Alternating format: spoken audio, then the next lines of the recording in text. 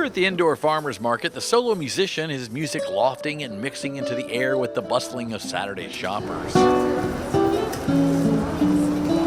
People occasionally acknowledging the man and his music with a drop into the tip bucket. In my case, I play most of my own music, so they don't even get to recognize the song. I wanted to meet this man who seemed to have his own groove going on. Sound is just a really great phenomenon. You don't have to talk to anybody, you just make sounds. This is Bob Parsons, whose sounds are making people bop their head and even smile. And playing guitar for Bob? It was always just a really fond hobby. So Bob, is there anything you do to prepare for a show, or are you kind of comfortable in what you're going to play at this point? I have no set list. No set list. So the set list's up here? Not even there. Yeah. But like most talented people, I knew there was more to Bob than his guitar. We're on the way to the gig, so this has got to be quick.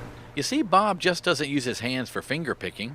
I emphasize when I letter that we're lettering really we're creating the negative space. These YouTube videos of Bob doing his craft are something to see after a career as a truck driver. His name is Roy Schultz, and he got me into painting signs, and I just fell in love with that. Bob switched gears and became one of the very few select people in the country that still do sign lettering by hand. As a sign painter having to feed the family, I couldn't rely on inspiration. I had to do it every day, right? So to say it's never too late to follow your passions is to say the name Bob Parsons. Well, I've been really fortunate that I've done what I've really close to my heart all my life. Sign painting was something that was a passion, and that took me about 40 years. So today it's music, what's in his mind trickling down to his fingers, accentuating the moment. You just never know about someone unless you ask. I always drew too. From the time I was little, I don't remember not drawing. Now 70, Bob believes the creative is just kicking in. You just have to be available. Any person involved with thoughts, you got to keep some way to